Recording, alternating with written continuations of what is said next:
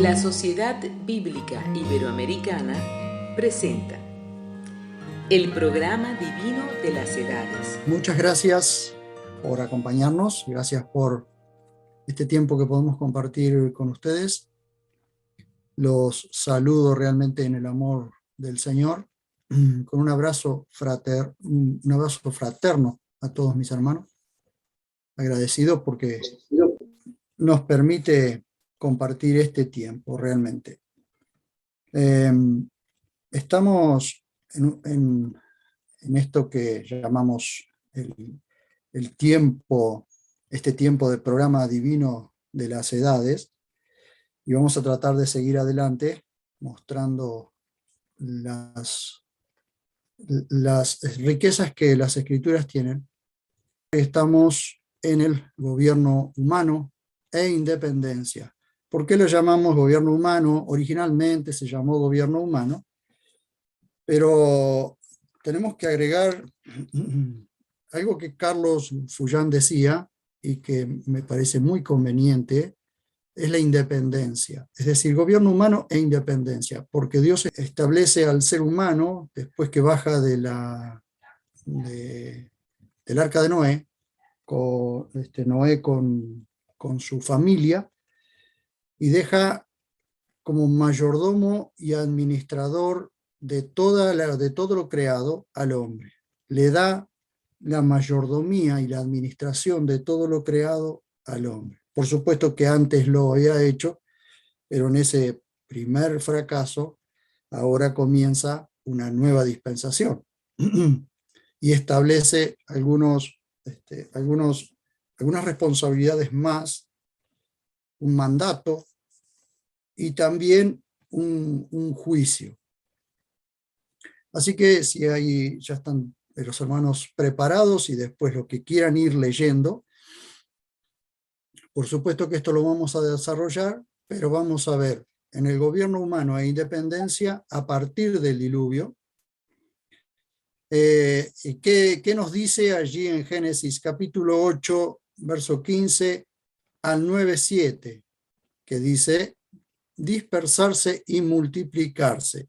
Si alguien puede leer eso, por supuesto que después lo vamos a desarrollar, pero quiero iniciar con este panorama que nos da Génesis 8 y 9. Si alguien quiere leerlo, puede hacerlo, por favor.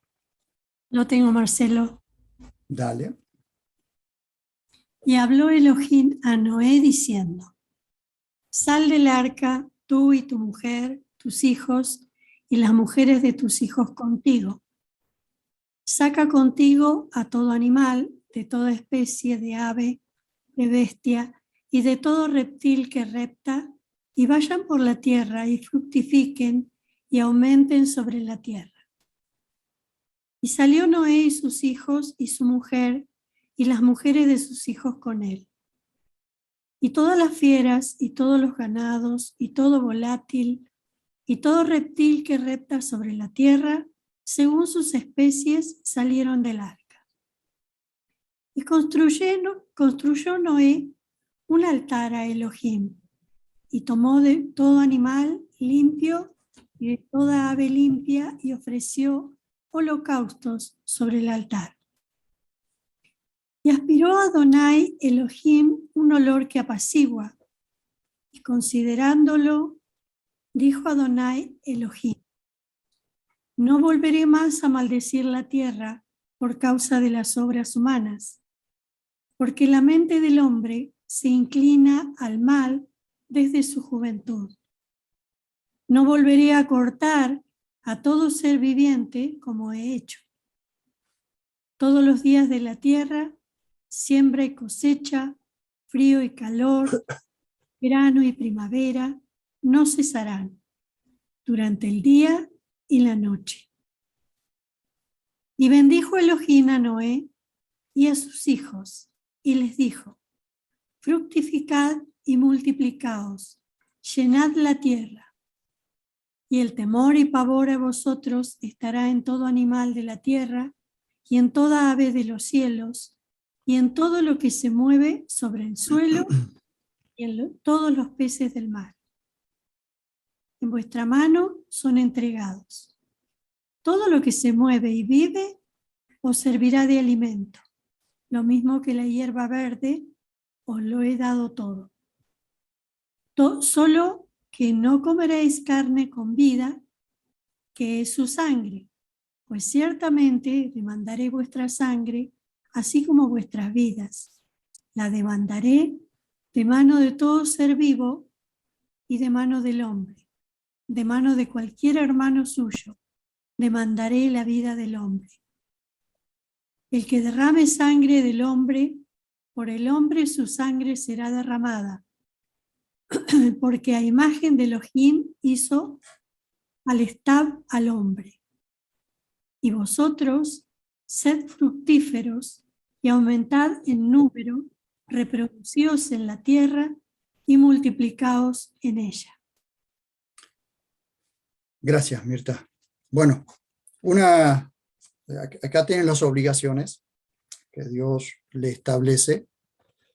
Ni bien baja del arca, pero ni bien baja del arca Noé, hace un sacrificio, ofrece un holocausto, que no es una ofrenda agradable o un olor agradable, olor grato, como dicen algunas traducciones, sino es un holocausto, un olor que apacigua, es decir, que amaina, que aplaca la ira de Dios. Entonces, esto es lo primero que Noé hace, y bien baja. Y ahí Dios establece con él un pacto incondicional, en el cual él prometió que no habría más destrucción por diluvio. Y eso lo vamos a ir viendo en las próximas láminas. Ahora viene, como en las anteriores, viene el fracaso. Siempre recordemos que el fracaso es del ser humano, no de Dios, porque Dios en su plan no fracasa, sino que es el hombre el que fracasa. Y gracias a Dios por su gracia que se sigue manifestando a través de las edades, que Dios va a cumplir su plan de todas formas. Pero siempre Dios tiene que llamar a alguien para sacarlo y completar su plan. Allí tenemos el fracaso. ¿Cuál fue el fracaso? Que vamos a desarrollarlo ahora. No se dispersaron y se enfrentaron a Dios, lamentablemente. A ver qué dice. Génesis 11, 1 al 4. Y toda la tierra era de una sola lengua y una voz para todos. Y en su emigración hacia el oriente encontraron una llanura en la tierra de Sinar y se establecieron allí. Y dijo cada cual a su prójimo: vamos, fabriquemos ladrillos y cosámoslo al fuego. Y el ladrillo les fue por piedra y el asfalto les era por argamasa. Y dijeron: vamos, construyamos una ciudad y una torre con una representación de los cielos, y hagámonos un nombre para no ser esparcidos por toda la faz de la tierra. Observen ustedes que en lugar de, ¿qué fue lo que Dios le dijo a Noé y a su familia? Que se multipliquen, que se dispersen en toda la tierra y se multipliquen. Hay que tener en cuenta, como les dije anteriormente, que la tierra no estaba dividida en 5 continentes todavía, porque eso sucede después 130 años después del diluvio. Pero ¿qué sucede allí? La tierra estaba para ser habitada, podían ir tranquilamente recorriendo la tierra, estableciéndose por toda la tierra, por tribus y naciones, formando comunidades, pero no hacen esto. Si ustedes observan, van a ver que, después lo voy a explicar, pero van a ver ustedes en el verso 2 que dicen emigra en su emigración hacia el oriente. Esto hay que entenderlo desde el punto de vista de Dios, y después también lo voy a explicar a esto desde el punto de vista de donde Dios lo ve, y en su inmigración hacia el oriente, es decir, todas las comunidades se van aglomerando en ciudades.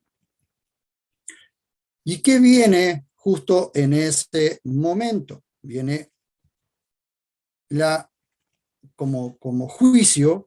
Dios trae una confusión de idiomas, es decir, confunde las lenguas, para que ya no se entiendan, para que desistan de lo que pensaban hacer, enfrentados a Dios de lo que pensaban hacer. Alguien que pueda leer Génesis 11, 5 al 9, por favor. Y descendió Adonai para ver la ciudad y la torre que edificaban los hijos del hombre. Y dijo Adonai: He aquí, son un pueblo, y todos ellos tienen la misma lengua. Y esto es solo el principio de su obra, y nada les hará desistir de lo que traman hacer. Vamos pues, descendamos y confundamos allí su lengua, para que nadie entienda el lenguaje de su compañero. Y desde allí Adonai los dispersó por toda la faz de la tierra, y desistieron de construir la ciudad.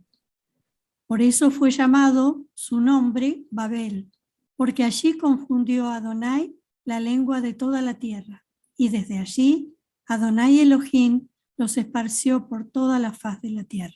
¿Cómo los esparce? Y los esparce en grupos según las lenguas en las que se habían dispersado, según la lengua en la que se entendían, se dispersaron sobre toda esa tierra. Recuerden ustedes que hasta aquí, hasta este momento, nosotros estamos viendo, como vamos a ver más adelante, una Pangea, es decir, un gran continente o un solo continente, quizás en forma de U o de C, más o menos una C, pero un gran continente. No estaba separado como ahora, así que cuando Dios los dispersa o los impulsa a dispersarse por toda la tierra, está hablando de todo ese gran continente. La división, la separación de los continentes viene después, para que podamos comprender, para que podamos situarnos en esta tarea, en esta obra que Dios está haciendo, para que primero desistan de lo que pensaban hacer,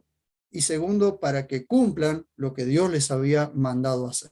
Bien, continuamos entonces a la próxima. En la sesión 2, y aquí voy a hacer unas explicaciones, en la sesión 2, ¿se acuerdan que hablamos de la inocencia y de la conciencia? Porque para poder continuar con lo demás, tiene que quedar claro esto.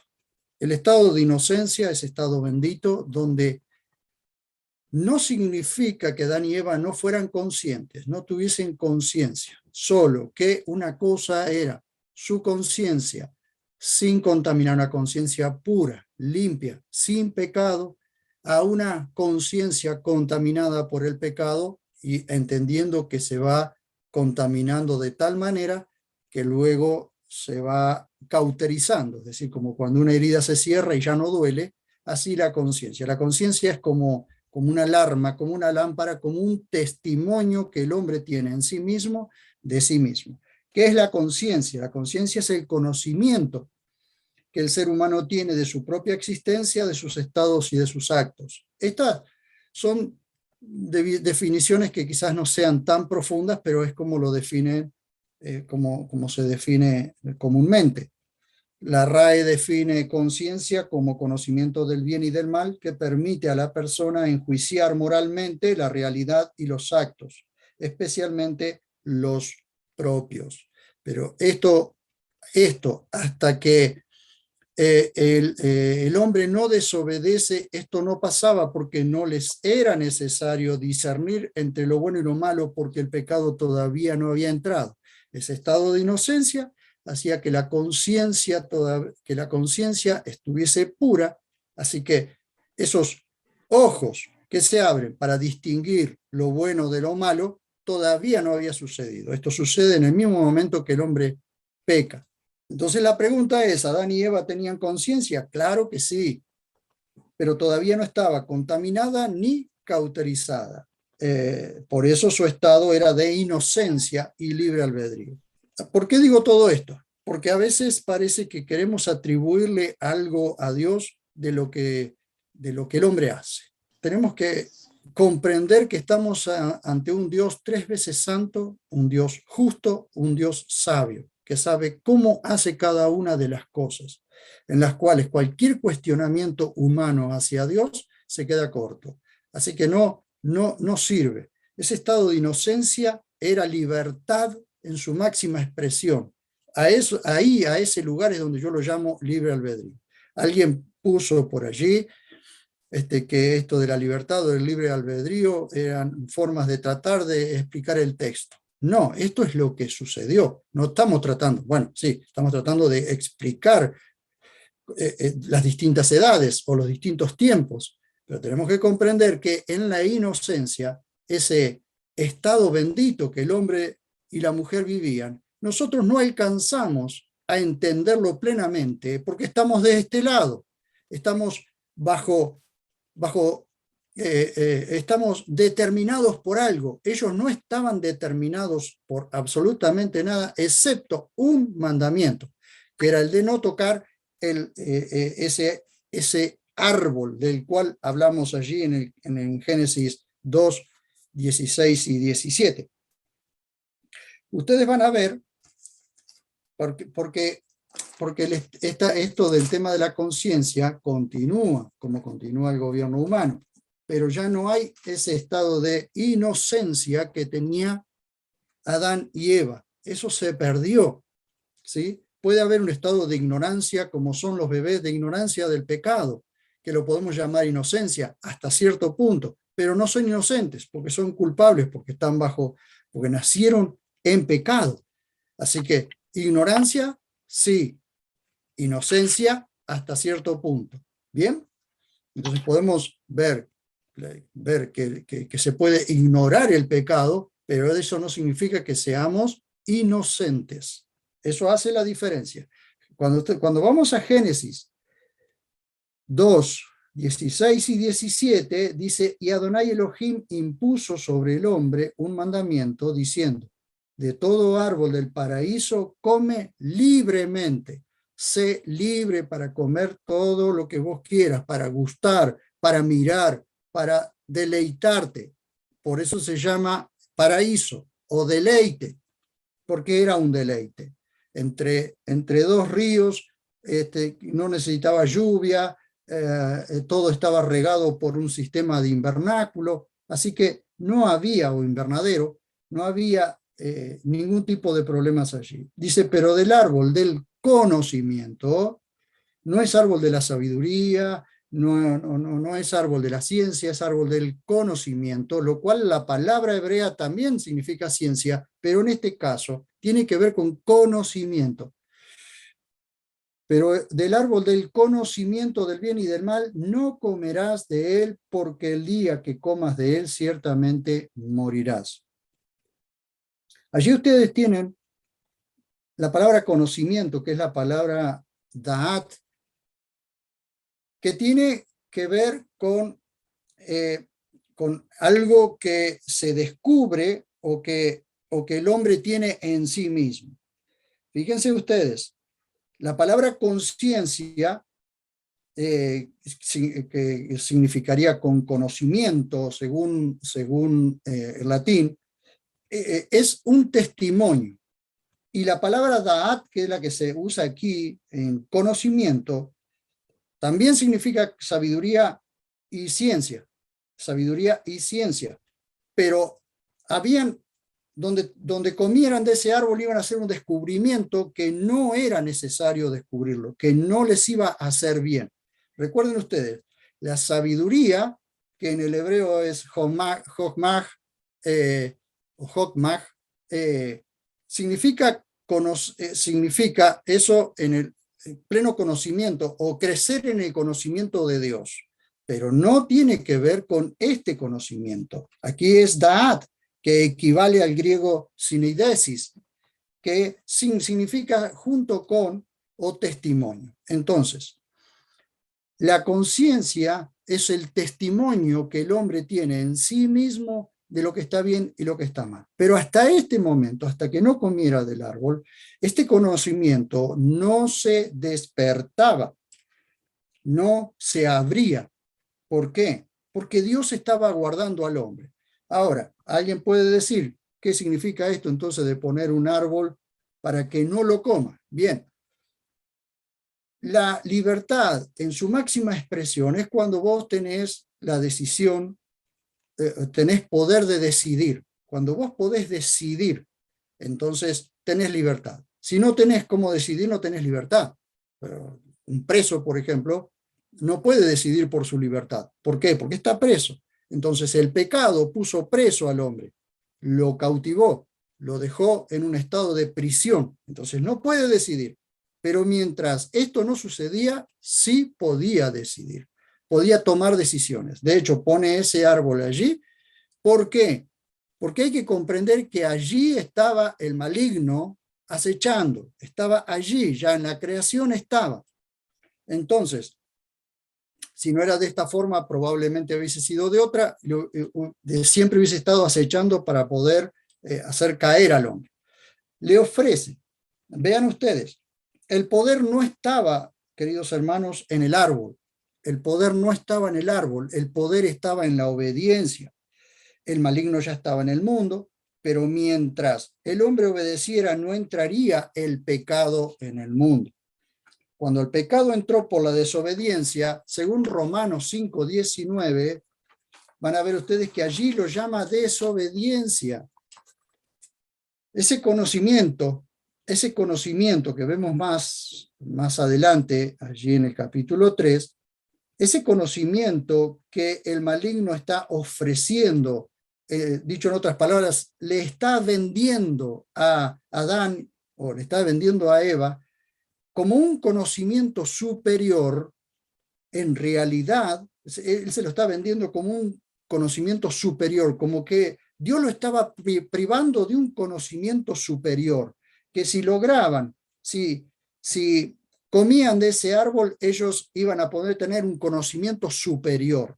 No sé si les dice algo esto, ¿sí? En búsqueda de un conocimiento superior. Por algo el apóstol Pablo dice no ir más allá de lo que está escrito, ¿no?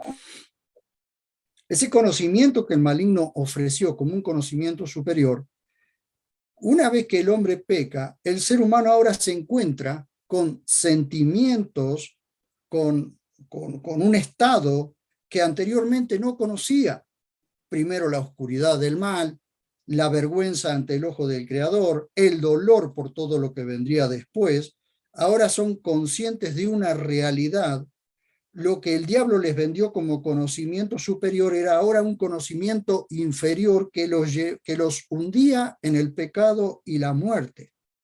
Entonces no es como dicen algunos que todo estaba destinado por Dios así. Dios no hizo al hombre pecador. Dios no, o sea, el ser humano no es sinónimo de pecado. Dios no hizo al ser humano para que peque. Lo hizo para que viva en ese estado bendito.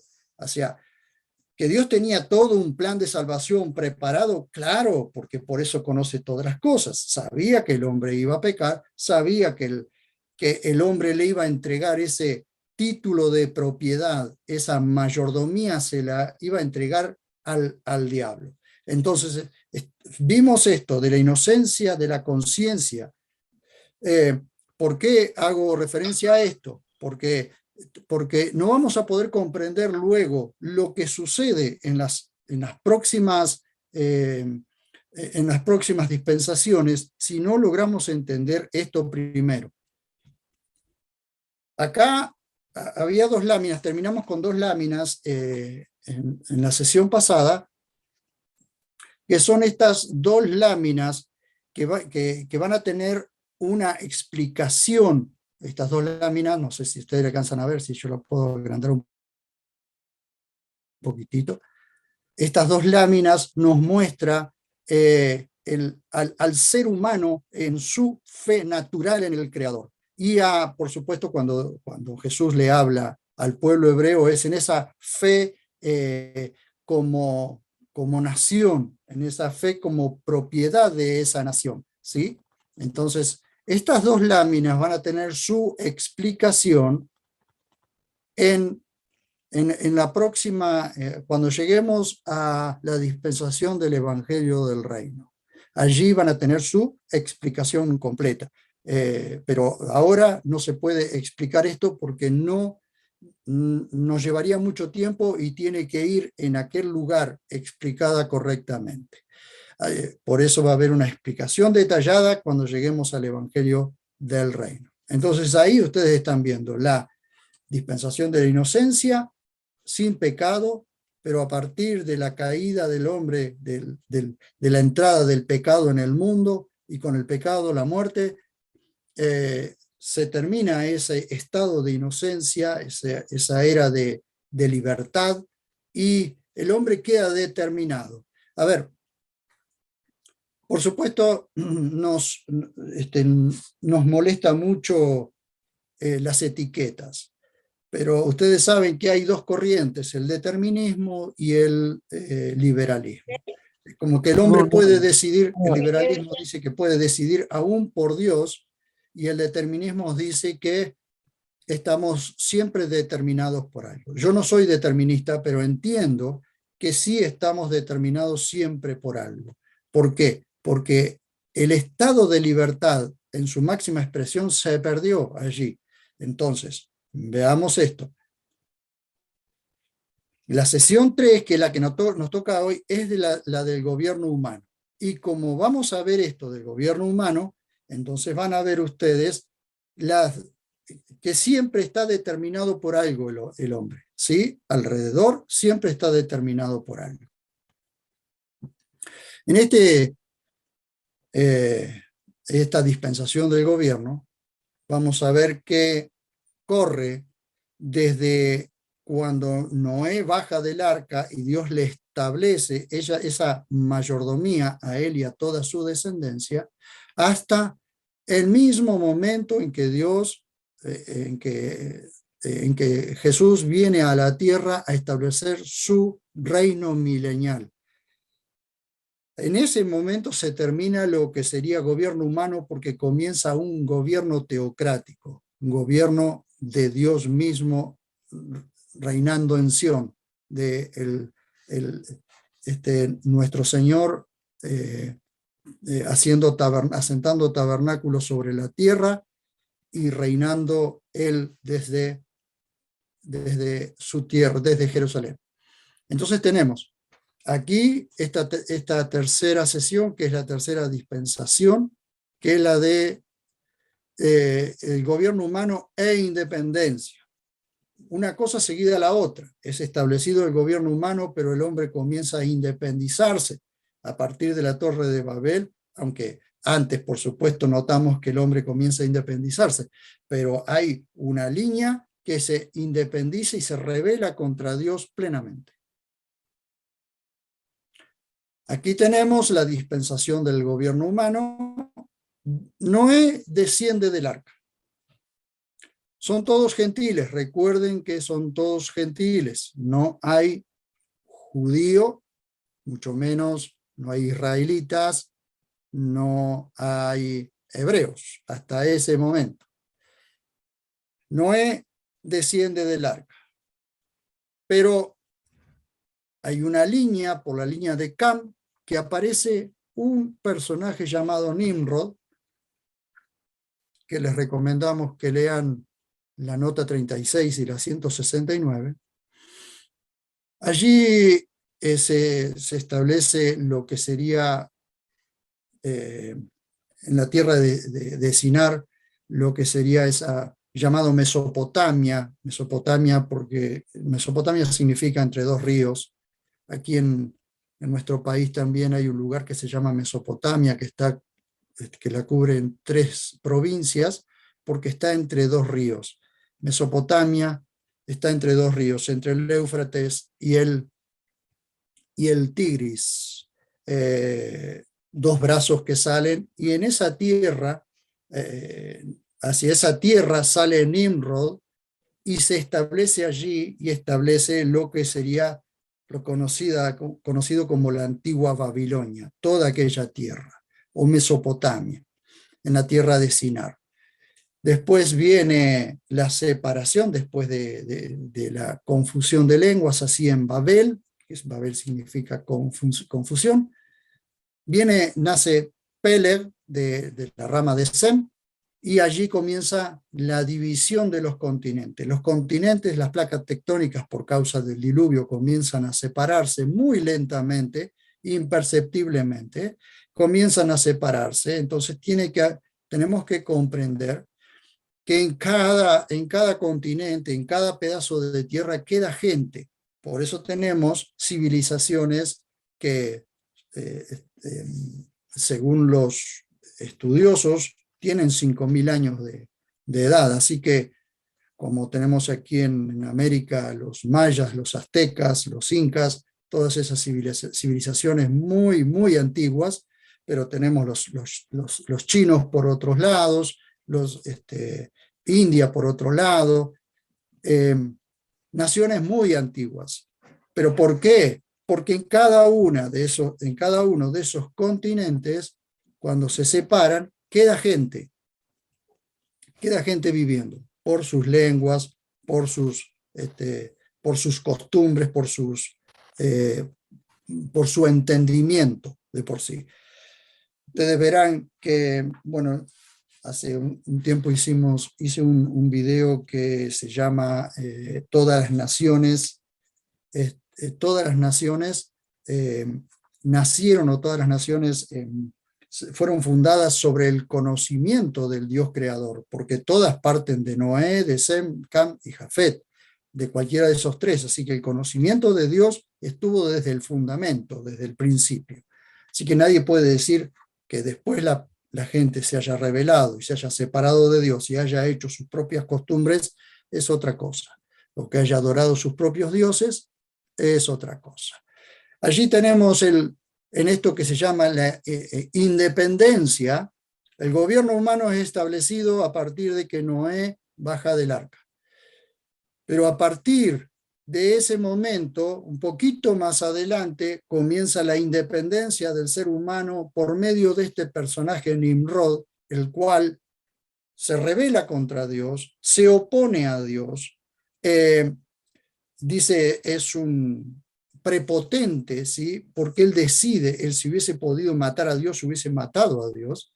Hay tremendas leyendas de este hombre, pero ustedes verán que a partir de allí comienza a estimular a la gente a rebelarse contra Dios y a establecer sus propios gobiernos. De hecho, él estableció su propio gobierno a fuerza también, o por la fuerza, por la violencia. Dice de él, allí en el capítulo 11, en el capítulo 10, dice, engendró a Nimrod, primer prepotente en la tierra. Este era intrépido cazador enfrentado a Adonai Elohim. Por eso se dice, o sea, había ese dicho o ese proverbio, como Nimrod, intrépido cazador enfrentado a Adonai. Y ustedes van a ver allí el principio de su reino. Y van a ver también que dice intrépido cazador enfrentado, sí, que era muy buen cazador, según las leyendas era muy buen cazador. Pero ¿saben qué? Él estableció su reino a fuerza de violencia, porque más allá de que sea cazador de animales, era cazador de hombres. Entonces, ¿qué hacía? Él aparentemente era un hombre muy fuerte, un hombre grande, así que un hombre gigante, podríamos decir, con mucha fuerza, así que él tenía fue haciendo sus adeptos y fue a todo el que se oponía, él los aniquilaba o los esclavizaba. Y así, a fuerza de eso, es como hizo todas estas grandes ciudades. Allí tienen en el sueño de Nabucodonosor, si se acuerdan, hay 4 gobiernos, no nos vamos a meter en esto, pero esa estatua está dividida en 4 y tiene cada parte de esa estatua, ustedes podrán ver allí la cabeza de oro, los brazos, la parte de su espalda toda de plata, después de bronce, después hierro y hierro mezclado con barro. Entonces ustedes verán eso que son distintos gobiernos. Ahora, cuando finaliza esta era de la independencia, bien, verán que también en el sueño de Nabucodonosor, una piedra no cortada con mano rompe, destruye, separa, golpeando los pies y destruyendo, porque el barro y el hierro no se unen, así que destruye esta estatua por los pies, cayendo todos los gobiernos. ¿Por qué? Porque esa roca es precisamente el Señor estableciendo su gobierno o estableciendo el milenio en su venida, destruyendo todos los gobiernos todo el sistema religioso, todo el poderío mundial, destruyéndolo en su venida. ¿Por qué? Porque el hombre se independizó y todos estos siglos quedaron bajo el dominio. O sea, Dios, para juzgar al hombre según sus obras, le dio la mayordomía, la administración, para que el hombre administre y sea mayordomo de todo lo creado, de todo lo que Dios puso en sus manos. Entonces Dios va a juzgar según sus obras, según el hombre hizo lo que hizo, bueno o malo, con lo que Dios le dio en sus manos. Recuerden que mayordomo y administrador no es dueño. Tiene que tratar las cosas como si fuera dueño, pero no es dueño, porque un día tiene que rendir cuentas delante del dueño. Así que esto fue mayordomía que Dios puso en las manos del hombre. Ahora verán ustedes todos los reinos que hay en este momento, en este preciso momento, en la actualidad, los reinos que hay. Tenemos que ver que hay gobiernos. Ustedes saben que en cada nación hay gobiernos provinciales, estatales, nacionales. Hay gobiernos nacionales. También hay gobiernos o estructuras internacionales, pero por sobre todo ese tipo de estructuras internacionales hay un gobierno detrás de las sombras, que se llaman gobiernos o autoridades transnacionales, que no le rinden cuenta a nadie, que están por encima de todo, pero gobiernan desde las sombras. Y los gobiernos son títeres de este tipo de gobierno transnacional. Pero encima de ese gobierno hay un gobierno espiritual invisible que no se ve. Y para esto quiero leer estos dos pasajes que son reveladores, que nos van a ayudar a ver un poco qué es lo que Jesús dijo acerca de este tipo de gobiernos independientes de Dios, pero que están determinados por algo o por alguien. Están determinados por algo o por alguien. Mateo, capítulo 20, verso 25 y Marcos 10, 42. En ese orden me gustaría, por favor, que lo pudieran leer, porque es interesante y revelador. Mateo 20, 25. Sí. Entonces Jesús los llamó y les dijo: ¿sabéis que los gobernantes de las naciones se enseñorean de ellas, y las grandes ejercen su autoridad sobre ellas? Bien. Ahora observan ustedes que después les dice: no será así entre vosotros, sino que el que quiera llegar a ser grande entre vosotros será vuestro servidor. ¿Y por qué dice eso? Si esto fuese bueno, si lo anterior fuese bueno, les habría dicho: hagan esto de esta forma. Pero les está diciendo: no hagan esto, no será así entre vosotros. ¿Por qué? Porque esta clase de gobierno, como lo vamos a ver ahora en Marcos 10, 42, van a ver ustedes que son gobiernos tiranos que están siendo gobernados por otro gobierno. A ver. Pero Jesús los llamó y les dijo: ¿sabéis que los que suponen gobernar a las naciones se enseñorean de ellas, y los magnates de ellas ejercen despóticamente su autoridad sobre ellas? Bien ustedes, y vuelve Jesús a decirle: pero entre vosotros no será así. Si ustedes subrayen, por favor, la palabra que no aparece en Mateo, que es la palabra suponen. Es la palabra suponen. ¿Por qué? Porque los gobiernos tiranizan a sus propias naciones, a su propio pueblo, pero a su vez ellos son gobernados por otro gobierno que está por encima de ellos, que a su vez están gobernados por otro gobierno que está encima de ellos y que es invisible. Entonces, los gobiernos suponen gobernar porque hay alguien que los gobierna.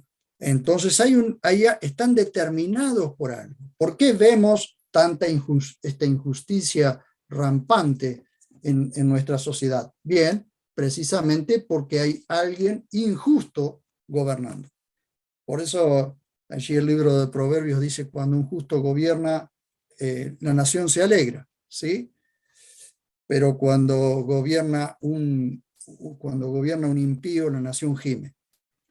Pero todo esto tiene su culminación. ¿Dónde? Precisamente cuando esa roca cortada, no por mano, destruye los pies de este gobierno, de este sistema mundial que se independizó de Dios y establece su propio gobierno.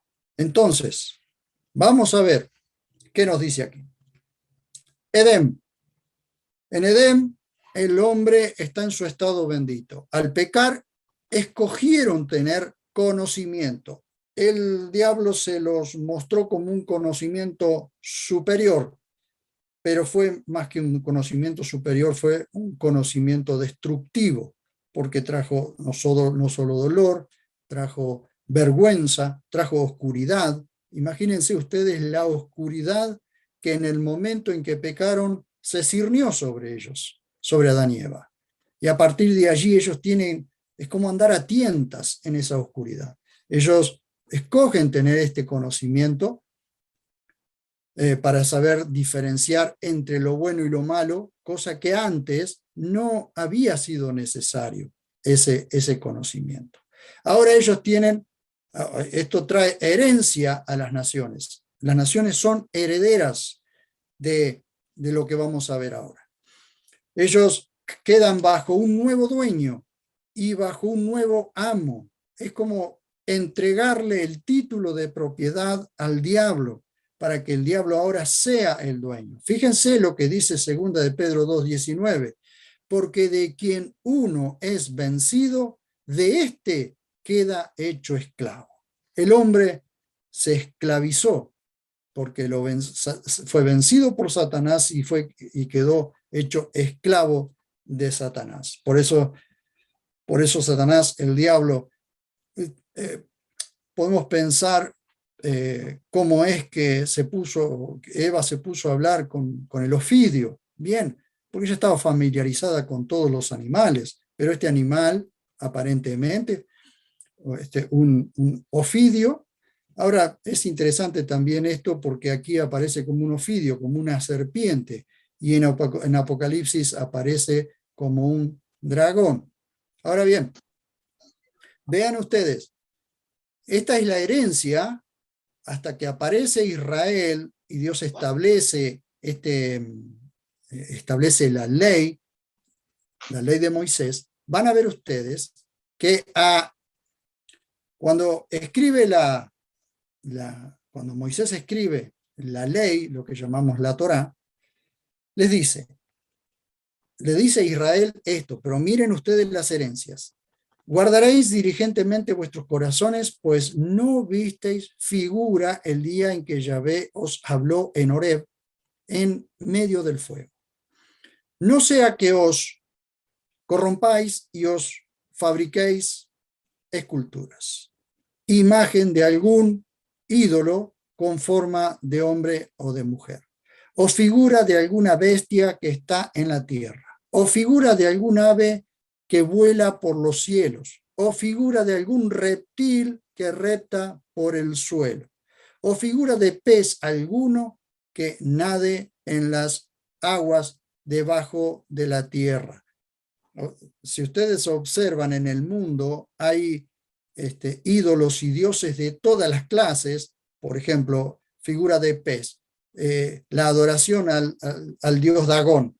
Ustedes han observado en el catolicismo romano esos sombreros que tienen forma de cabeza de pez hacia arriba. Ven ustedes, esa es simple adoración al dios Dagón.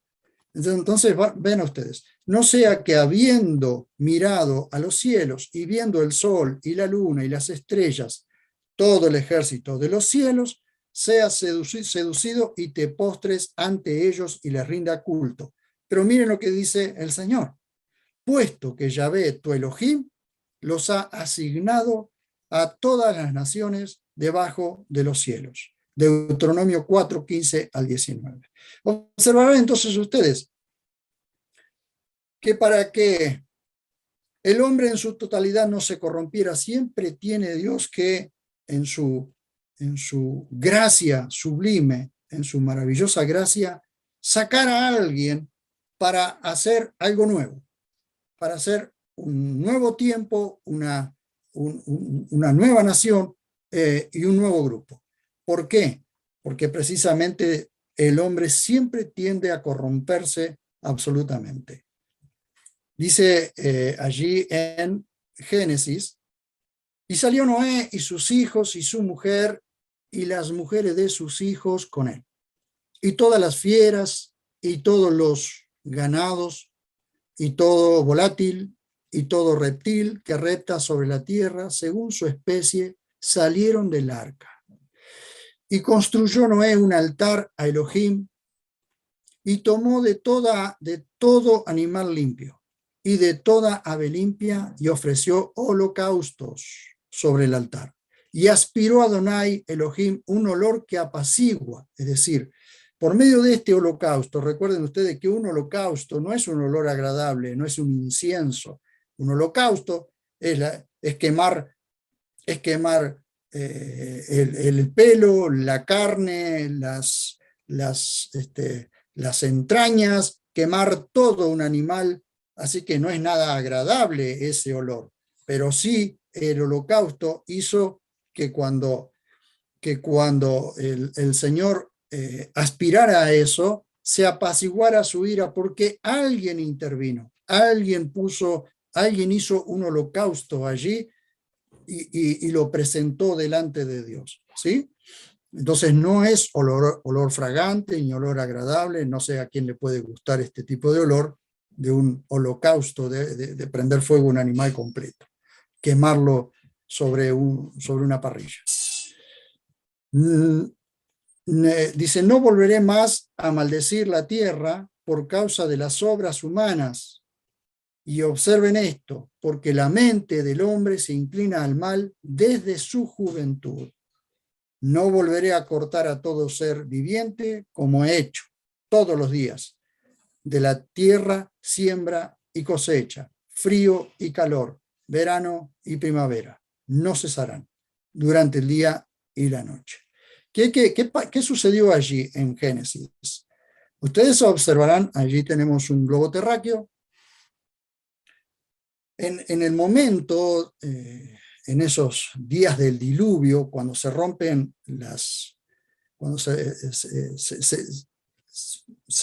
cuando comienza a llover y las aguas de debajo se rompen, irrumpen hacia arriba, sucede un cataclismo allí y una inclinación en el eje. Recuerden que la Tierra no es redonda como una esfera, sino es un geoide, ¿sí? Está inclinada la Tierra.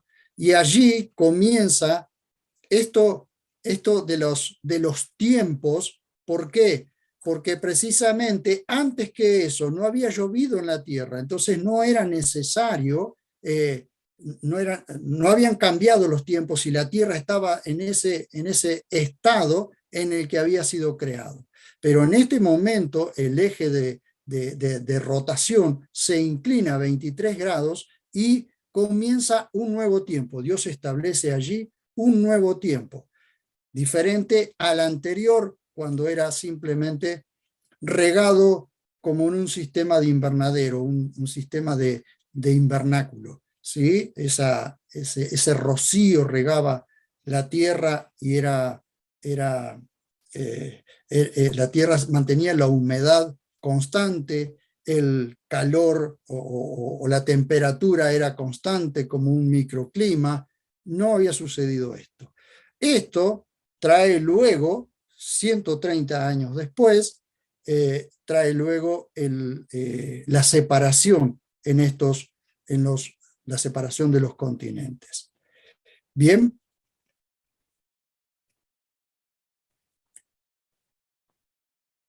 Dice en Génesis 9, 1 al 7. Y bendijo Elohim a Noé y a sus hijos, y les dijo: fructificad y multiplicaos. Estas dos cosas son responsabilidades que tiene Noé con sus hijos, y llenad la tierra.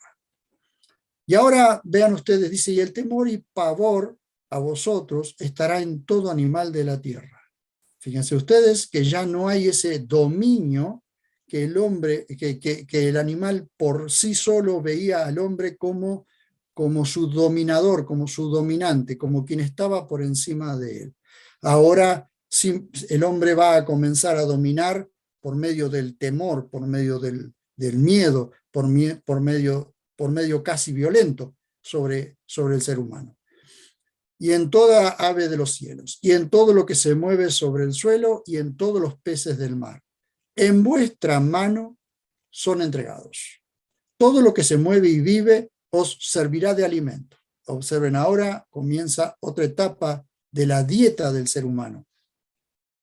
Ahora se le permite comer carne, lo mismo que todo lo que habría de sembrar. Recuerden que se había perdido todo, así que el hombre puede ahora comer carne, y a medida que vuelve a resembrar, puede ir comiendo lo de su propia siembra, cosechando lo de su propia siembra.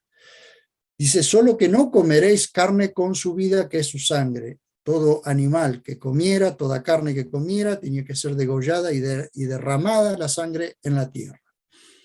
Pues ciertamente demandaré vuestra sangre, así como vuestras vidas. La demandaré de mano de todo ser humano y de mano del hombre. De mano de cualquier hermano suyo demandaré la vida del hombre. El que derrame sangre del hombre, por el hombre su sangre será derramada. Porque a imagen de Elohim hizo al hombre. Y vosotros sed fructíferos y aumentad en número, reproducíos en la tierra y multiplicaos en ella. Recuerden que podían hacerlo fácilmente porque la tierra era una. Y acá se establece un principio que es la ley, se llama lex talionis, o la ley la ley del tal, es decir, un hombre mataba y ese asesino tenía que ser muerto. Esto luego se establece como ley en la ley mosaica, ¿sí? La lex talionis es la ley del talion, es decir, ojo por ojo, diente por diente, mano por mano, pie por pie. Cuando ustedes, si en algún momento pueden ver ustedes el código de Hammurabi, del rey Hammurabi, quien estuvo allí alrededor del 1700 antes de Cristo, van a ver que es muy parecido la ley del talión, es decir, ojo por ojo, diente por diente, es decir, vida por vida. Pero ¿de dónde parte eso? Parte precisamente de esto que estableció Dios, ni bien Noé baja del arca. Le establece esta ley, esta responsabilidad. Entonces Génesis 9, 1 al 7 le da la responsabilidad, nos dice que le da la responsabilidad a Noé de fructificarse y multiplicarse, de llenar la tierra, no aglomerarse, llenar la tierra. Dominio sobre todo animal, aunque ya ahora ha perdido ese primer dominio que tenía sobre los animales. Alimentarse de todo lo que se mueve y vive. Y acá está la otra prohibición, que es la de comer sangre. Y queda establecido esto de vida por vida, ¿sí? Génesis 9, 8 al 11. Miren ustedes cómo Dios, a medida que van transcurriendo los tiempos, va estableciendo nuevos periodos, nuevas responsabilidades, pero también va haciendo un pacto.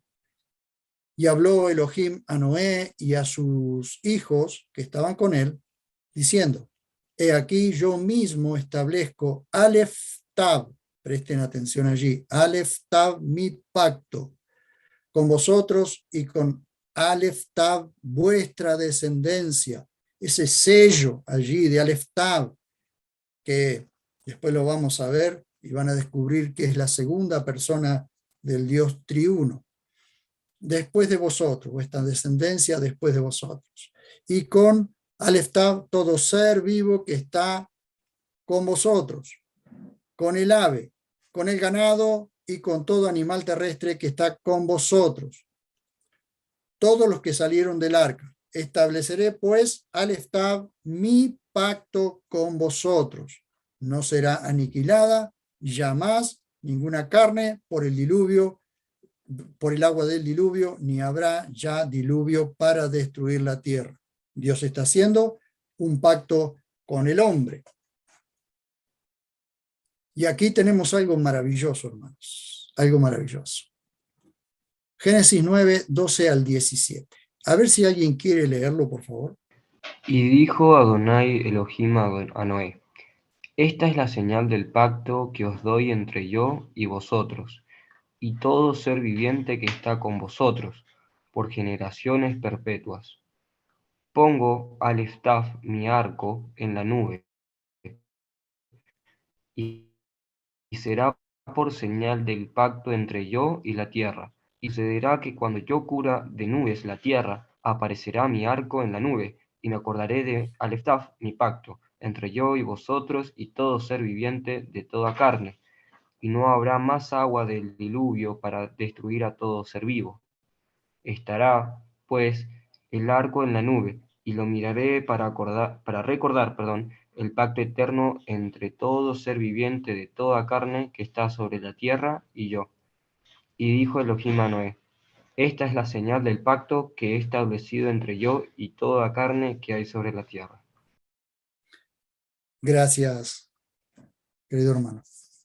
Observarán ustedes el sello de Dios con el Aleph Tab en aquello que Él dice que va a hacer. Y me gustaría que ustedes pudiesen ver no solo el arco, sino el pacto.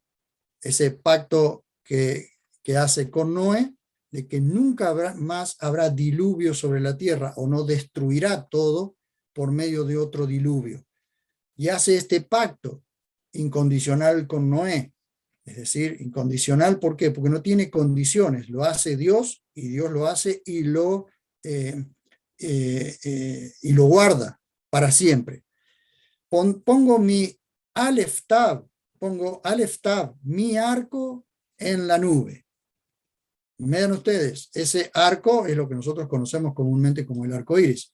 Pero vamos, por favor, a Ezequiel 1, 27 y 28 y a Apocalipsis 4, 3 y 10, 1. Ezequiel 1, 27 y 28.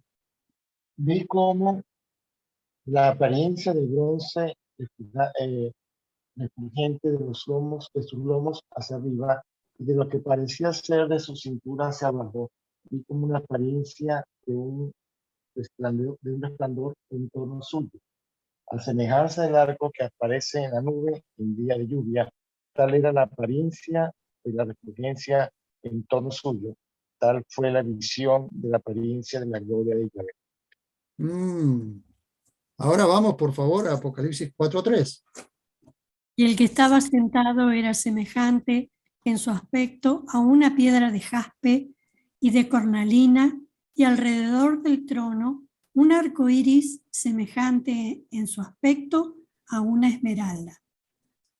Bien, vamos a Apocalipsis 10:1. Vi a otro ángel fuerte que descendía del cielo envuelto en una nube. El arco iris estaba sobre su cabeza y su rostro era como el sol y sus pies como columnas de fuego. Bien. ¿Qué hay en común en todo esto? ¿Qué hay en común en todos estos pasajes que hemos visto? El arco. El arco. ¿Querrá decirnos algo profundo el Señor allí cuando hizo este pacto con Noé? ¿A quién está presentando el Señor allí? según lo que nos dice las Escrituras, confirmado por Ezequiel y por Juan en Apocalipsis. ¿Quién es el Aleph Tav? ¿Él será el mismo que dice, yo soy el alfa y la omega? Probablemente, ¿sí? Cristo. Exactamente, Cristo. Está presentando a la segunda persona de la Trinidad, el Logos de Dios. A quien, por medio de quién otro puede llegar a hacer un pacto, si no es sobre sí mismo y por el Hijo. Por todas las cosas por medio de él han sido hechas. Hermanos queridos, se está presentando, se nos van abriendo unas ventanas maravillosas. Como ustedes verán, ese arco en las nubes está presentándole a Noé precisamente alguien a quien nosotros conocemos, que sería aquel que vendría de su descendencia, de su línea. Recuerden que ellos todavía no tenían el conocimiento que tenemos nosotros. Así que de a poquitito la revelación de Dios, que va siendo progresiva, va dándole a conocer al hombre sus misterios, aquellas cosas que Dios estaba haciendo, que Él mismo estaba haciendo. Bien. Aquí tenemos la genealogía, que esto lo pueden encontrar allí en las últimas páginas de la Biblia textual. La genealogía desde Adán a Jacob, pasando por Jacob. Y van a ver ustedes allí de la genealogía de Noé. Observan ustedes quizás cómo de un mismo padre pueden salir hijos tan diferentes. Tenemos por un lado la descendencia de Sem, de la que Dios se preserva para que venga su Mesías, el enviado, el ungido, el Salvador, por la línea de Sem, pero tenemos también por la línea de Cam este personaje malo, prepotente, llamado Nimrod. Este descendiente de Cam, el primer prepotente sobre la tierra que se enfrentó a Dios y no solo él, sino que a todos los que estuvieron influenciados por él se independizaron de Dios y se rebelaron contra Dios. Allí Nimrod, que es del hebreo marad, rebelarse. Bueno, allí tienen ustedes el valor de su nombre, la gematría de Nimrod, que en arameo es Gabarum, el que se exalta a sí mismo. Y aquí tienen la genealogía de Nimrod desde Adán. Van a ver ustedes cómo por la línea de Cam tiene un hijo que se llama Cus, y ese hijo tiene otro hijo que se llama Nimrod. Y dice en Génesis 18, y Cus engendró a Nimrod, primer prepotente en la tierra. El principio de su reino fue Babilonia. Babilonia, entre el Éufrates y el Tigris. ¿Qué cosa, no? Que considerando que el huerto, el paraíso, el huerto del Edén estaba entre entre el Tigris y el Éufrates, en el diluvio, por supuesto, en el diluvio desaparece ese huerto, pero este hombre, este rebelde, este prepotente, quiere establecer su propio paraíso en aquella tierra. Y hay 4 ciudades, Babilonia, Erech, Akkad y Calne, en tierra de Sinar. Y de aquella tierra, dice, siendo fortalecido, ¿por quién? Bien, por una fuerza misteriosa, salió y edificó Nínive, Rehobot, Ir, Cala y Resem, entre Nínive y Cala, que es la gran ciudad, aparentemente una inmensa ciudad, la cual no se sabe la ubicación hoy. Pero como ustedes observan allí, sobre los dos ríos, sobre el Éufrates y sobre el Tigris, están estas ciudades establecidas y se considera que fue el arquitecto, el que ideó toda la ciudad primitiva de Babilonia, ¿no? Desde allí comienza todo lo que nosotros hoy conocemos como sistema religioso babilónico. El sistema de poderío imperial comienza allí, y el sistema del poder económico. Estos tres sistemas comienzan allí, tienen su foco en ese lugar y su esparcimiento desde ese lugar. Vean ustedes lo que dice Efesios capítulo 2, versos 2 y 3. A ver si alguien quiere leerlo, por favor. En los que anduvisteis en otro tiempo, según la tendencia de este mundo, conforme al príncipe de la potestad del aire, del espíritu, que ahora mismo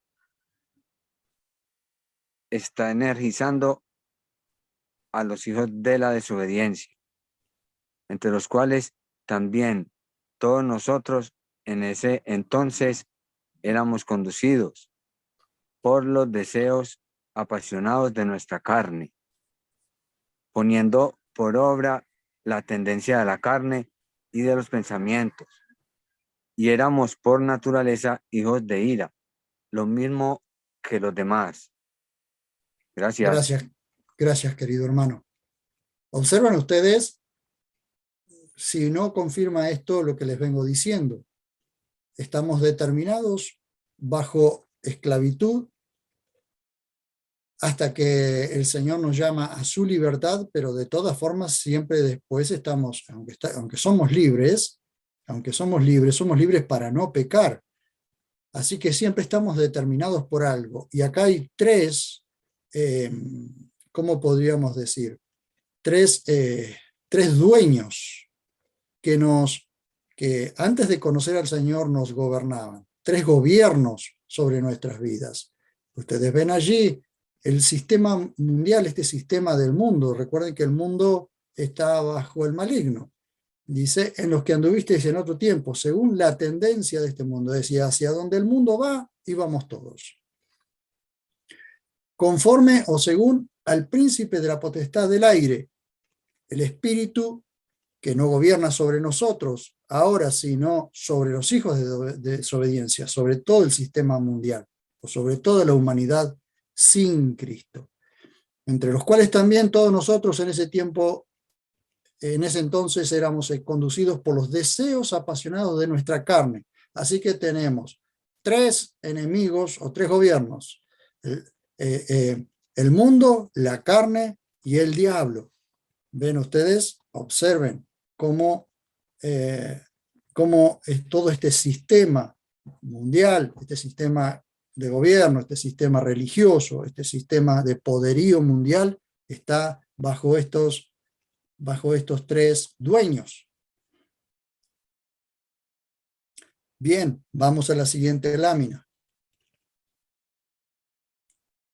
Estos tres nombres, bajo estos tres nombres en la Biblia, tenemos estos tres nombres, estos tres sistemas, ¿sí? Belial, que significa perverso o corrupto; Maosim, que son las fortalezas o los más fuertes o aquellos que gobiernan por encima de todos; y Mamón, que es del griego mamonas, que son las riquezas o el poder de las riquezas.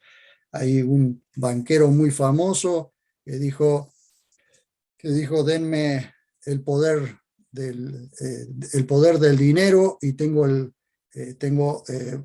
gobierno de todo el mundo, ¿sí? Aquí tenemos la genealogía, no vamos a entrar en estos detalles, pero aquí nace todo el sistema religioso babilónico, todo el sistema político, todo el sistema económico. De allí de Cus viene Nimrod, de Nimrod y Semiramis aparece Tammuz, que es este sistema babilónico en contra de Dios, este sistema de adoración en contra de Dios. Podemos decir la religión en contra de Dios. Nimrod, Semiramis y de allí Tammuz. De allí, ustedes saben, toda la adoración que apareció, por eso tenemos la Navidad del 25 de diciembre y tenemos todo estas cosas que no vamos a entrar en estos detalles ahora, sino simplemente cómo desde un lugar, desde un foco, se diseminó a todas las naciones. Cuando se separan los continentes y la gente que está en cada uno de los continentes queda allí, se va con su sistema religioso, pero si ustedes observan, en todos se parecen, porque todos tienen un común denominador. Todos se parecen.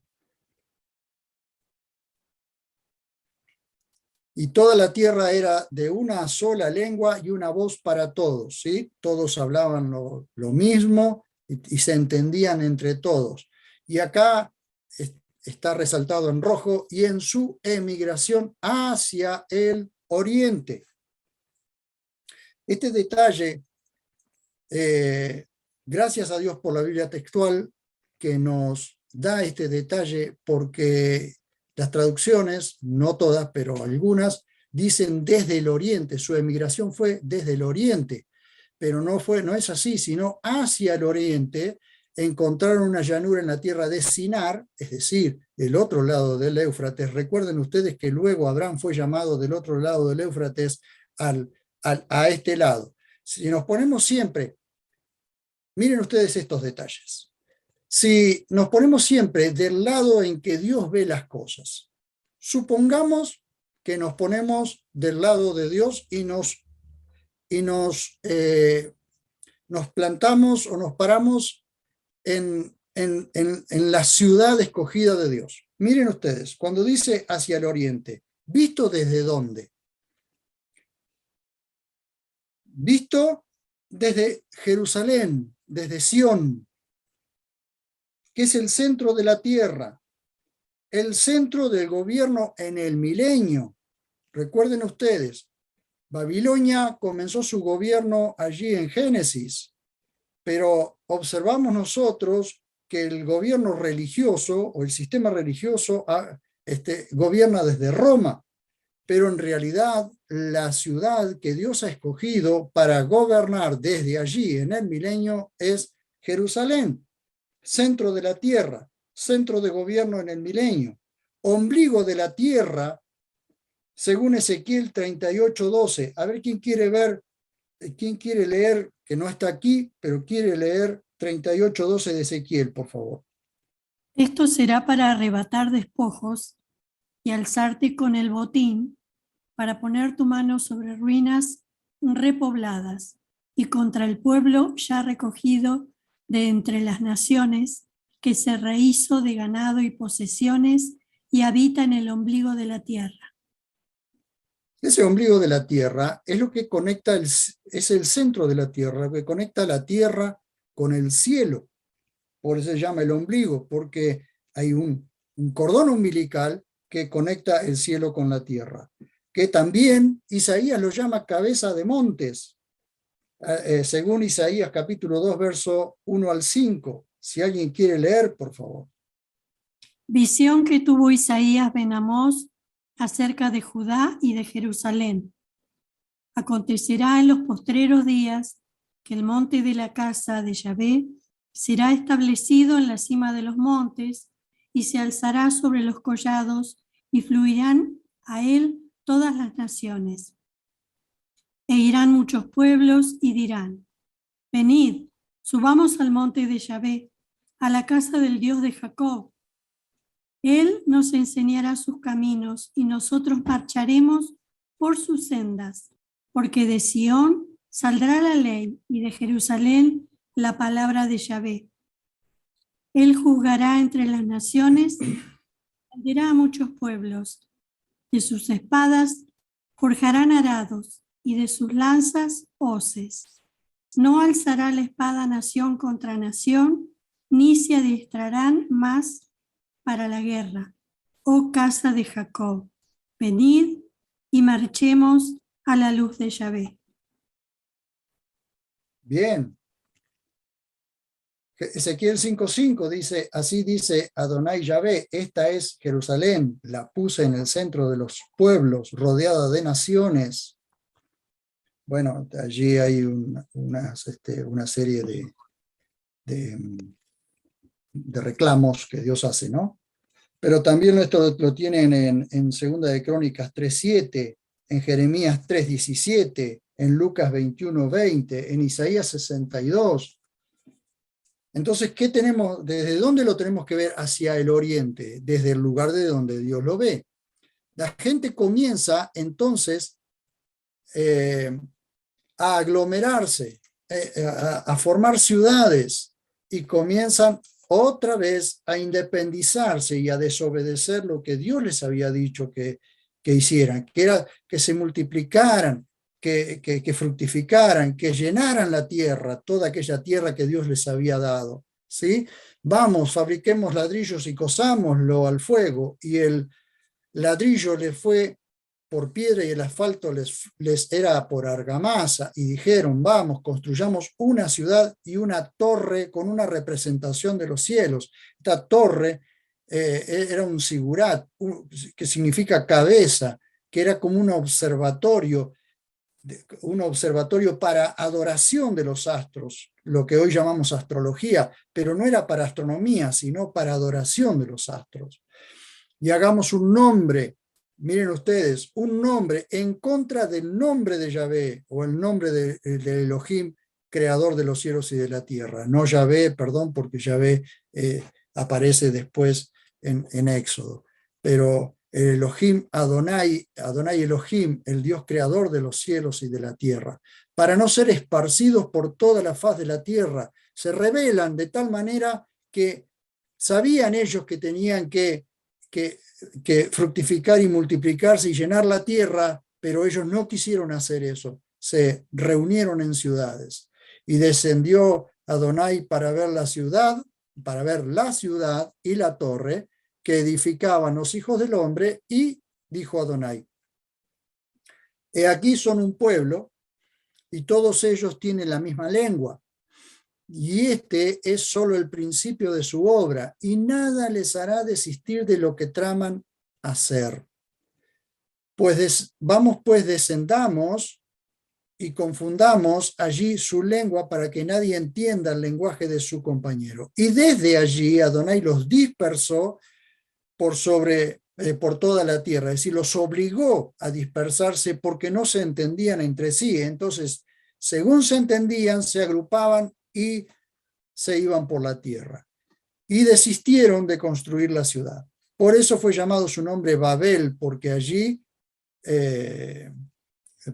confundió Adonai la lengua de toda la tierra. Es decir, en Babilonia estaba esa torre fue llamada Babel por la confusión que Dios hizo de lenguas y para que abandonaran esa obra que estaban intentando hacer. Ustedes sabrán que en toda aquella tierra hay sigurat o montículos por todas partes.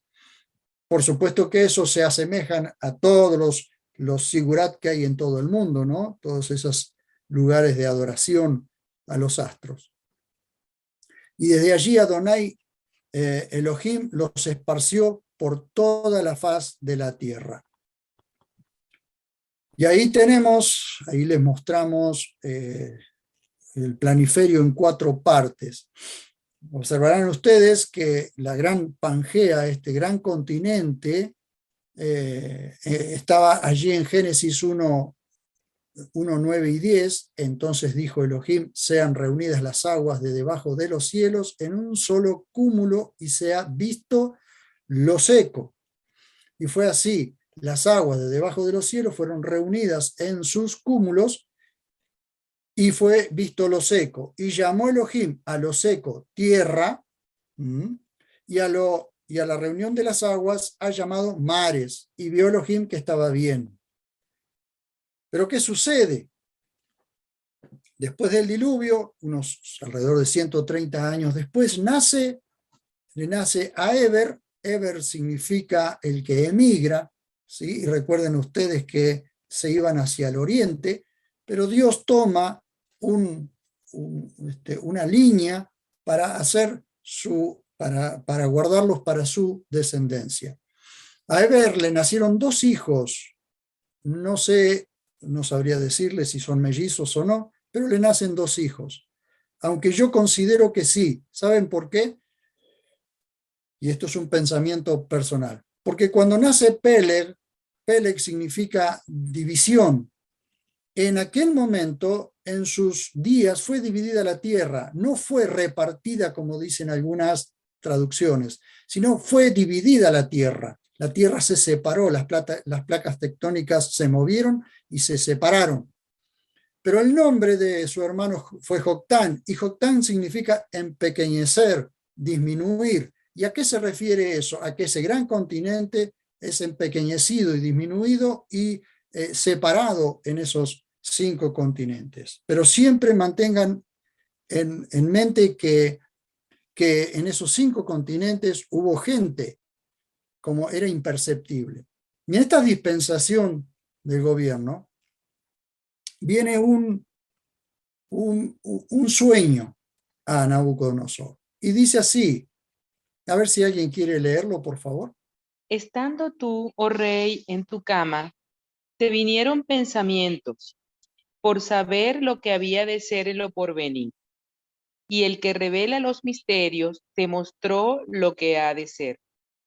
Y a mí me ha sido revelado el misterio, no porque en mí haya más sabiduría que en cualquier otro viviente, sino para que se dé a conocer la interpretación al rey y para que entiendas los pensamientos de tu corazón. Tú, oh rey, mirabas, y he aquí una imagen colosal.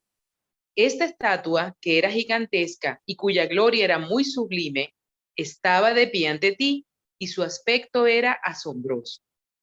La cabeza de esta imagen era de oro fino, su pecho y sus brazos de plata, su vientre y sus muslos de bronce, sus piernas de hierro, sus pies en parte de hierro y en parte de barro cocido.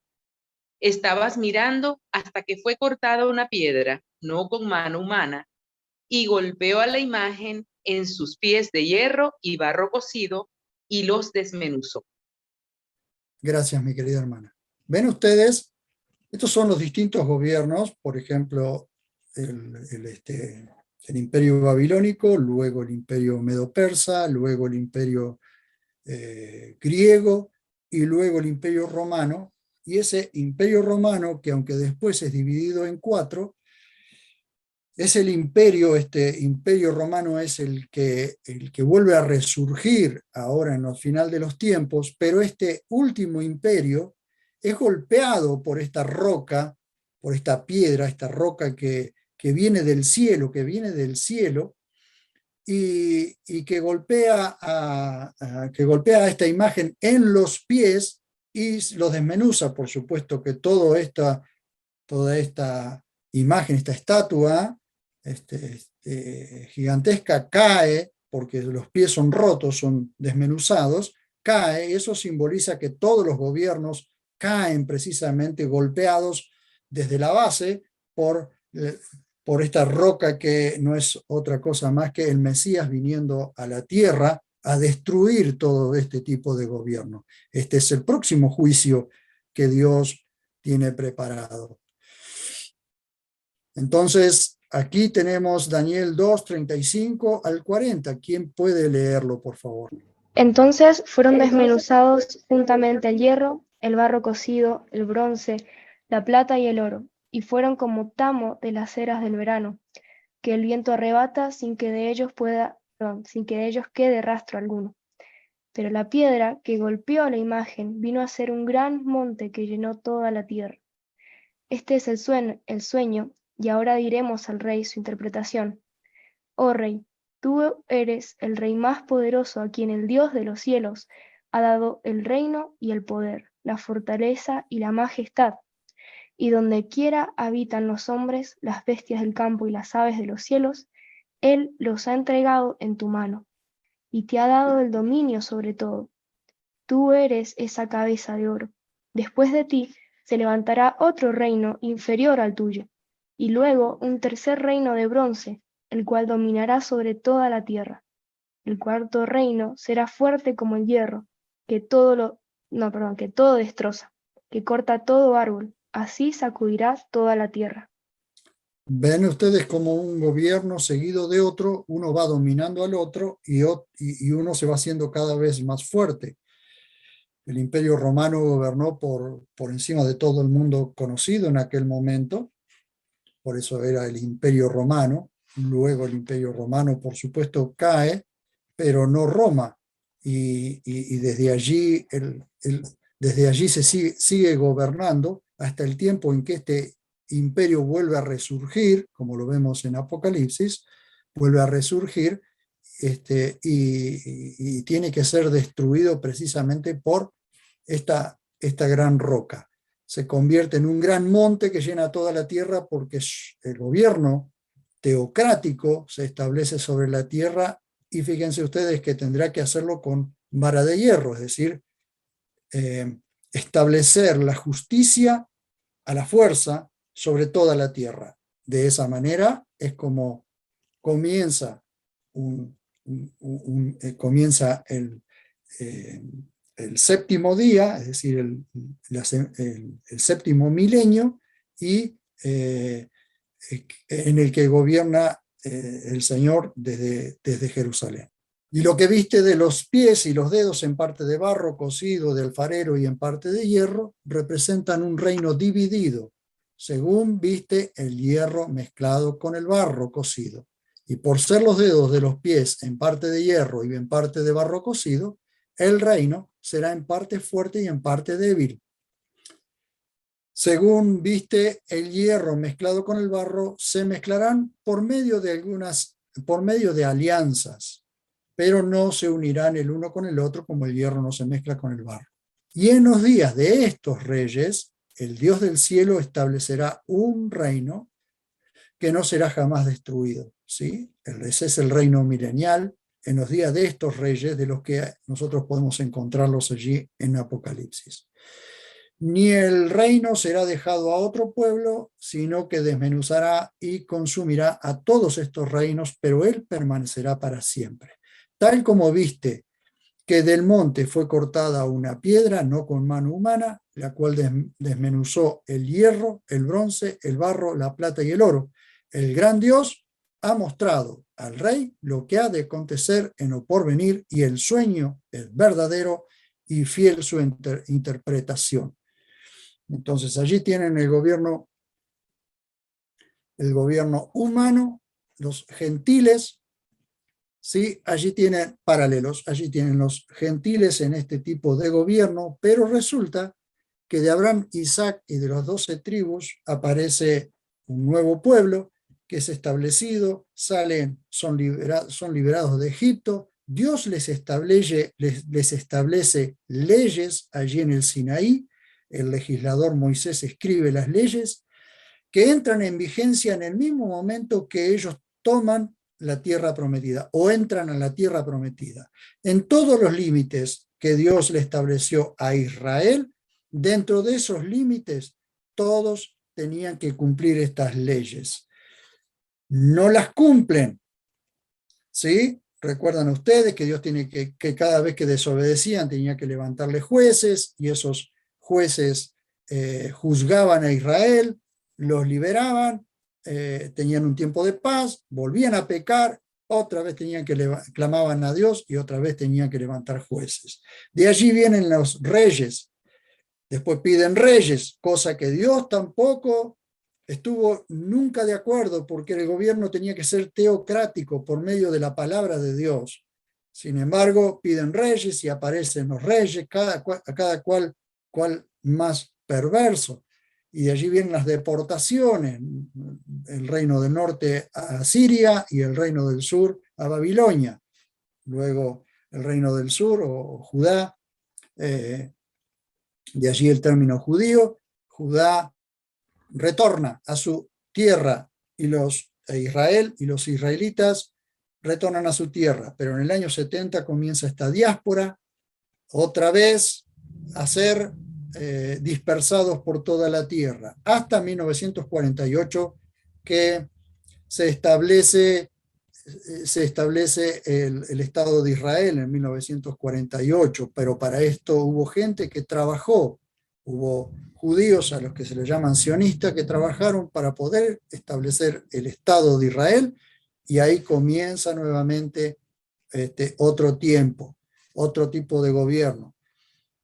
Pero fíjense ustedes que hasta el milenio el hombre sigue administrando las cosas que Dios puso en sus manos a su manera, aunque Dios intervenga en su misericordia. Allí tienen a Abraham, Isaac, Jacob, las 12 tribus, entran a Egipto. Observen ustedes que Dios le dice a Abraham: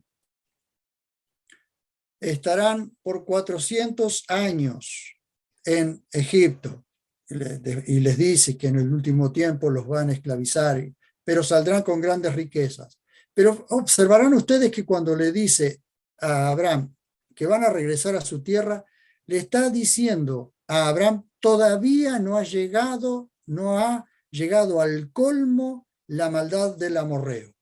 En el tiempo en que Israel sale de Egipto para ir a la tierra prometida, es porque los amorreos o las naciones que están viviendo en la tierra prometida han llegado al colmo de su maldad, y Dios va a usar a Israel para ejecutar. Por eso tenían que eliminar a todos. ¿Por qué? Porque habían llegado al colmo de la maldad. Entonces ustedes van a ver todos los juicios que Dios hace sobre la humanidad, es porque llegan al colmo de la maldad. Ya no soporta más tanta maldad.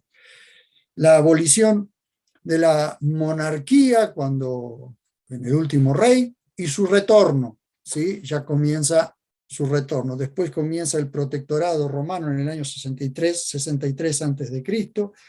Recuerdan ustedes que en el tiempo de Jesús, allí Augusto César envía un edicto, era como un censo, ¿sí? Porque él se proclamaba pater patriae, es decir, padre de la patria o padre de Roma.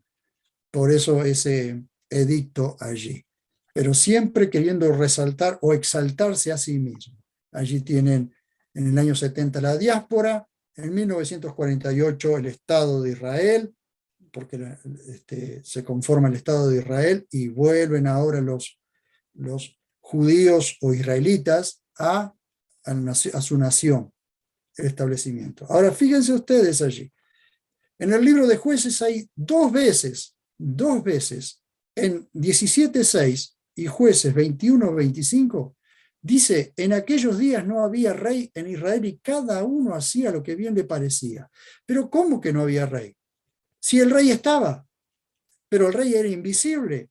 Pero ellos querían rey, o ellos querían reyes como las demás naciones, alguien a quien mirar y seguirlo.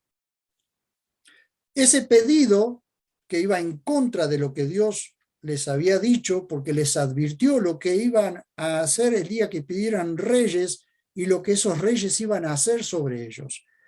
Recuerdan que leímos Mateo y Marcos, lo que iban a hacer sobre ellos. Pero ¿cómo es que en aquellos días no había rey? Sí había rey, pero tenían que mirar al rey por medio de su palabra. Era un gobierno teocrático, gobernado por Dios mismo. Pero para ellos no había rey. Por eso piden reyes después. Y allí aparecen todos los reyes. Primero el Reino Unido, Saúl, David y Salomón. Si Saúl fue malo, Salomón fue terrible. Ustedes pueden leer allí, creo que capítulo 11 de Primera de Reyes, creo que es. Desastroso, idólatra, mujeriego, perverso. todo lo que ustedes puedan ver. Y todos de los reyes del reino del norte, prácticamente todos, dice, e hizo lo malo ante los ojos de Yahvé. En el reino del sur, cuando se separan, después de Salomón, se separan, aparecen estos reyes, y excepto Josafat, Joás, Ezequías y Josías, que fueron reyes más o menos buenos, Manasés fue el peor de todo, por eso lo marcamos allí. Excepto estos reyes, después fueron todos reyes desastrosos, hasta Joaquín y Sedequías, que es la deportación. El último rey, Oseas, en el reino del norte, son llevados a Siria, y el reino del sur, en el tiempo de Joaquín y en el tiempo de Sedequías, son llevados a Babilonia. La mayoría independizados, hermanos, de la voluntad de Yahvé. Así concluimos esta era de gobierno humano e independencia. Gobierno humano e independencia. No cumplieron con sus obligaciones, fracasaron, vino el juicio. Y por supuesto que vendrá el juicio que culminará con todos estos gobiernos en la venida del Señor a establecer su milenio. En esta dispensación se demuestra la caída del hombre bajo su independencia. Dios preserva la línea del futuro redentor y muestra la soberanía de Dios al juzgar al ser humano. Con este cuadro terminamos hoy y comenzaremos en la próxima con la dispensación de la promesa. Allí también veremos varios detalles.